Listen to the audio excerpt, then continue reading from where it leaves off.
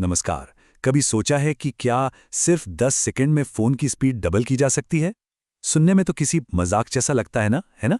पर इंटरनेट पर एक ट्रिक वायरल हो रही है जो ठीक यही करने का वादा करती है।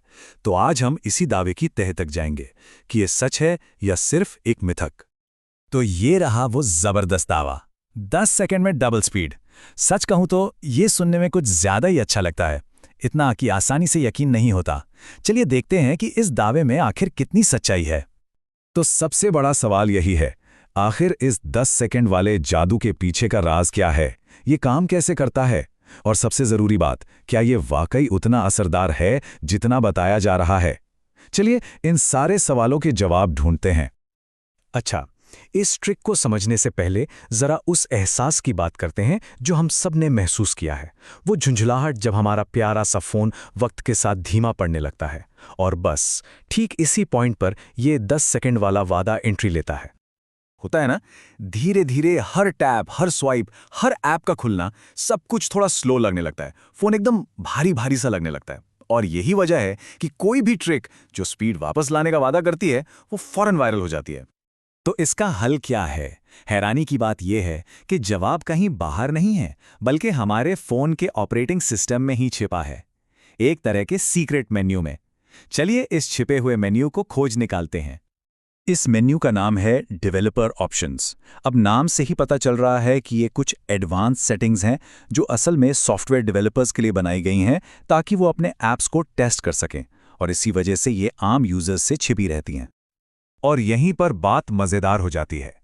ये पावरफुल मेन्यू कहीं बाहर से डाउनलोड नहीं करना पड़ता।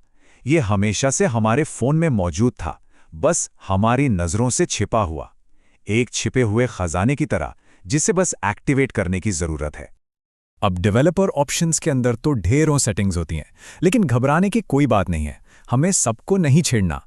यह ट्रिक सिर्फ 3 खास सेटिंग्स पर फोकस करती है जिन्हें एनिमेशन स्केल्स कहा जाता है। प्रोसेस बहुत ही सीधा सा है। सबसे पहले सेटिंग्स में जाकर डेवलपर ऑप्शंस को एक्टिवेट करना होता है। उसके बाद बस इन 3 एनिमेशन स्केल्स को ढूंढना है और उनकी वैल्यू 1.0x से बदलकर 0.5x कर देनी है। बस हो गया काम, इतना ही सिंपल है। लेकिन ये 3 स्केल्स आखिर करते क्या हैं? पहला, विंडो एनिमेशन स्केल। ये तय करता है कि ऐप्स के पॉपअप विंडो कितनी तेजी से खुलेंगे। दूसरा, ट्रांजिशन एनिमेशन स्केल। ये कंट्रोल करता है कि हम एक स्क्रीन से दूसरी पर कितनी तेजी से जाते हैं। और तीसरा, एनिमेटर ड्यूरेशन स्केल, ऐप्स के अंदर होने वाले छोटे-मोटे एनिमेशंस की स्पीड को संभालता है। तो अब आते हैं मुद्दे की बात पर। आखिर इन एनिमेशंस को छेड़ने से फोन तेज कैसे महसूस होने लगता है? इसके पीछे एक बहुत ही सीधा सा लॉजिक काम करता है। आइए जरा इसके पीछे की साइंस को समझते हैं। यहाँ हो ये रहा है कि जब हम सेटिंग को 1.0x से 0.5x करते हैं तो हम हर एनिमेशन में लगने वाले समय को सीधा सीधा आधा कर रहे हैं। मतलब कोई विजुअल इफेक्ट जो पहले 1 सेकंड लेता था, अब वो सिर्फ आधे सेकंड में पूरा हो जाएगा।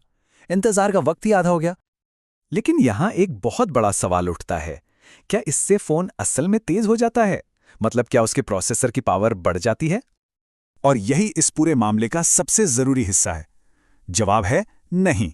ये ट्रिक फोन की प्रोसेसिंग स्पीड यानी उसके दिमाग की असली ताकत को जरा भी नहीं बढ़ाती।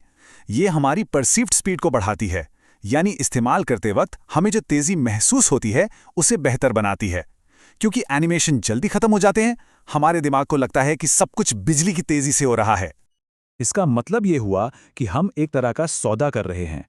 1.0x सेटिंग पर हमें स्मूथ और सुंदर दिखने वाले एनिमेशन मिलते हैं, वहीं 0.5x पर ट्रांजिशन लगभग तुरंत होते हैं लेकिन थोड़े झटकेदार या अचानक से हुए लगते हैं। तो हम असल में विजुअल खूबसूरती को स्पीड के एहसास के लिए कुर्बान कर रहे हैं। तो हमने देख लिया कि ये ट्रिक कैसे काम करती है और असल में क्या बदलता है।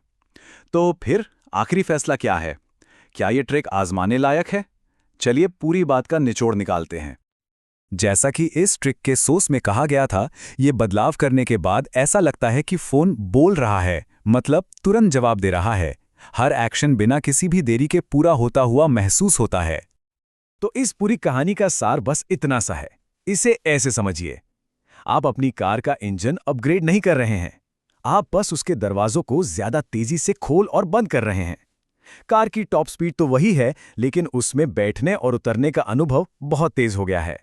और हम आपको इसी एक दिलचस्प सवाल के साथ छोड़ जाते हैं। हमारे रोजमर्रा के इस्तेमाल के लिए ज्यादा जरूरी क्या है, एक फोन की असली कागजी ताकत या फिर उसके तेज और फुर्तीला होने का एहसास?